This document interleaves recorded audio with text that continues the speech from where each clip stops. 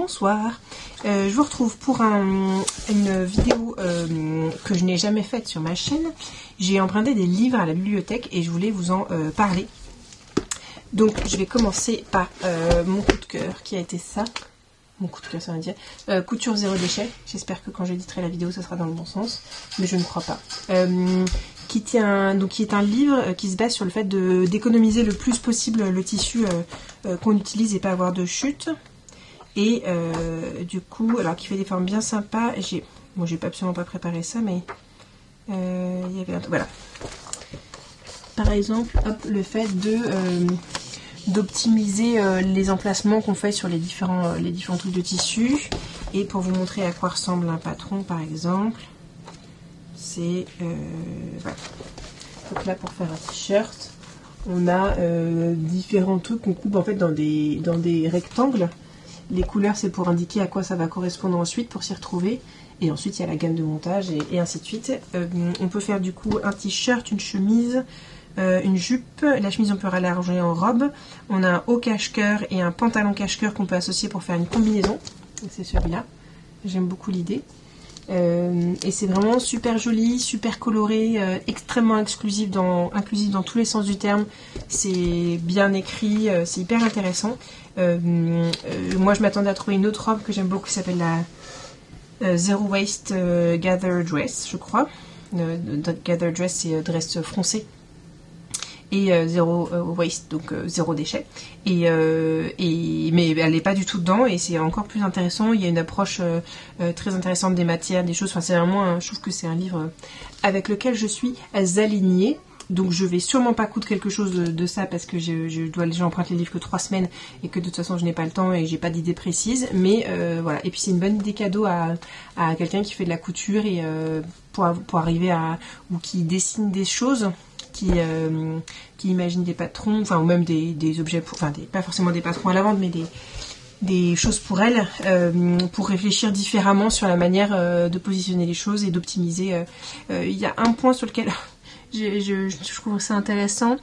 En 2021, je crois, c'est une de mes premières vidéos que j'ai faites. J'avais acheté des chutes de tissu chez Tissu Myrtille. Et je dois toujours les avoir quelque part. Il y avait un tissu vert, un tissu rouge, un tissu bleu, un tissu gris, je crois. Pas tous il y avait de la maille et du chénétra, mais j'aurais bien vu un t-shirt color block, comme on dit, avec des bouts de couleur. Et le t-shirt, la manière dont il est fait, je me dis, mais en fait, ça pourrait être pas mal de faire quelque chose en se basant sur ça. Donc voilà. Donc ça, c'est Couture zéro déchet, Charline Durpois et Mylène Lorguillou. Et je vous prendrai des photos et je les insérerai, comme ça vous verrez, puis je mettrai dans la barre d'infos. Le deuxième que j'ai lu, c'est Les oubliés du placard de Teresa de Marcillac. Marcillac, c'est ça. C'est amusant parce que je l'ai emprunté sans savoir que c'était ça. Elle a son compte Instagram maintenant, c'est pas derrière, c'est pas bottom. C'est... Non, je me souviens plus. Bon, je l'en mettrai. Elle vend des chemises upcyclées en caleçon. C'est pas caleçon. Je sais plus. Et donc là, en fait, elle a commencé sur sa chaîne, alors TikTok ou Instagram, j'ai pas trop su parce que sur Instagram, du coup, il y a plus grand chose, à upcycler, donc des vêtements qui dormaient dans son placard. Le principe de upcycling, c'est de prendre un vêtement qui existait et de le faire évoluer en couture pour que ça soit de nouveau quelque chose que vous mettez. Donc ça, c'est mon interprétation. Donc par exemple une tête d'oreiller. Alors il y en a qui sont intéressants. Là je trouvais ça amusant. Le premier, c'est avec une, je sais pas si on voit là, une robe. Donc il y a toujours une image où elle porte les choses avant et après ce qu'elle a transformé. Donc là c'est une robe et un soutien-gorge et elle défait tout et elle réassemble. Donc il y a des choses hyper intéressantes. Il y en a plus que d'autres. Il y en a, c'est un peu genre juste je récupère le tissu du vêtement. J'aurais dû mettre des trucs. Celui-là j'ai trouvé intéressant. Ça élargit, on va y arriver, les manches avec un foulard. Donc je trouve ça chouette. Moi j'aime bien, souvent les vêtements qu'on met plus, c'est parce qu'ils sont trop petits. Et donc je suis toujours à la recherche de moyens de garder les vêtements en les agrandissant d'une manière ou d'une autre. Il n'y a pas 15 000 solutions, mais je pense qu'on peut être créatif. Et ça c'est les robes, la jupe elle est un peu bizarre, j'ai eu du mal à prendre. Ça je trouve ça très sympa, à partir d'un pantalon et du patchwork, elle refait une jupe un peu déconstruite. Je trouve que ça rend bien. Là c'est le fameux, je pense que c'est ce qui a commencé, c'est qu'à partir d'un maillot de foot, elle fait un short et en fait c'est toute la technique pour faire le short et je pense que c'est ce qu'elle utilise pour refaire les pas qu'elle chemise. C'est pas culotté, je ne sais plus. Donc elle met toutes les étapes, il y a des choses qui sont plus simples que d'autres. Après c'est très, j'ai des vêtements qui sont très grands et du coup je me taille un autre vêtement dedans. Éthiquement c'est pas ce qu'il y a de mieux. C'est vrai que je suis allée du coup après coup sur son Instagram et elle disait qu'effectivement avec une chemise en taille 48 on faisait un caleçon en taille 48, donc voilà, qu'il faut aussi respecter ça. Donc elle a quand même je lui ai trouvé ça bien qu'elle parle de ça, parce que souvent dans l'upcycling c'est on récupère des vêtements qui sont très grands et en fait on l'utilise juste comme tissu et on n'a plus du tout les caractéristiques du vêtement. Pourquoi pas, mais ça veut juste dire qu'il y a des gens qui auraient pu potentiellement utiliser ce vêtement comme vêtement et qui peuvent pas, et c'est souvent les gens avec des grandes tailles qui n'ont pas non plus 15 000 choix. Celui-là je trouve très chouette, les photos rendent très très bien. Elle a pris 2 jeans et elle en a fait un seul jean en l'élargissant, et le fait qu'elle ait, alors on voit, ça fait pas la mise au point, désolé, le fait qu'elle ait décalé les poches, je trouve que ça rend vraiment super bien. Je sais pas si on a une meilleure photo là. Hop. Par contre, voilà, le truc tricky, ça peut être à la ça peut être à la ceinture. Je sais pas si ça peut rendre bien trop d'épaisseur. Donc je trouve ça très sympathique, mais ça je ne le ferai jamais. Là, elle reprend des pantalons. Il y a quand même des astuces de j'ai des vêtements et je sais pas quoi en faire. Qu'est-ce que je peux mener? Voilà, changer la capuche. Là, c'est sympa. Il y avait un pantalon cargo et une polaire pour faire une nouvelle veste avec des poches et tout. Donc ça, c'est sympa, mais si c'est sympa. Celui-là il est très joli aussi, c'est avec un blouson qui est plus mis et un foulard rajouté, voilà, c'est très joli. C'est des bonnes idées. Plus que du upcycling, je dirais vraiment plus de comment faire quelque chose avec les ressources qu'on a autour de nous. Celui-là il est marrant comme tout, c'est avec un sac de couchage et elle se fait une veste. Donc c'est chouette, en plus il n'y a pas besoin de patron. Alors ça aussi c'est peut-être la limite du truc, c'est si t'as pas besoin de patron, du coup c'est pas forcément des choses, c'est des choses un peu empiriques. Donc pourquoi pas, il y a un peu de lingerie à la fin, des chaussettes sans talons, ça me rend folle. Là il y a de nouveau un caleçon, et après il y a des accessoires. Voilà, donc c'est très amusant. Si celui-là il est amusant, celui-là, le pull qui a fleutri, qui a feutré et elle en fait un béret, c'est une bonne idée ça. C'est chouette, c'est une bonne base je trouve de réflexion. Par contre, si on veut part de zéro et qu'on veut suivre ces étapes, parfois c'est pas très évident de s'y retrouver, mais c'est quand même bien fait et c'est un très joli livre et c'est un super concept. Donc voilà. Les oubliés du placard, upcyclé, transformé, sublimé, Teresa de Marcillac. Ensuite, on a Patchwork moderne de Alice Creder, initiation et projet. Donc le patchwork alors on voit des images là, c'est faire un peu du quilt. Alors elle explique bien les termes, les différences et tout, c'est très intéressant. Et moderne, c'est le fait que ça soit des choses un peu plus modernes. Donc on a des techniques de base hein, et par exemple des projets.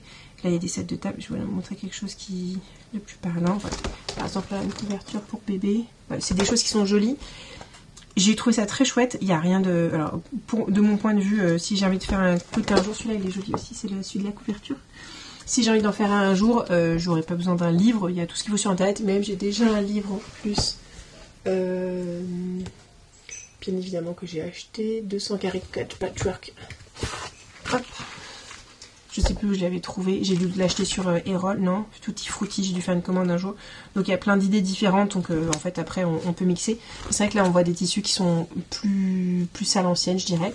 Donc c'est vraiment un super. Par contre je trouve que c'est un peu élitiste au début. La machine à coudre, vous pouvez prendre ce que vous voulez, mais de toute façon la machine électrique c'est mieux. Vous pouvez couper au tissu, mais de toute façon le cutter rotatif c'est mieux.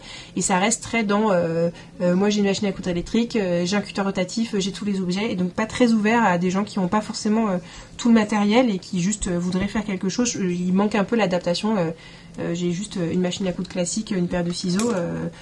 Comment je peux m'en sortir, parce qu'il faut du coup des règles aussi, des gabarits.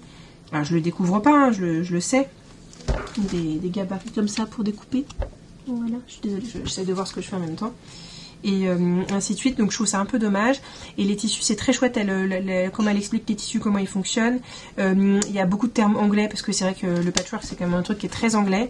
Donc moi, j'essaie toujours d'utiliser des termes français, même si j'y arrive jamais.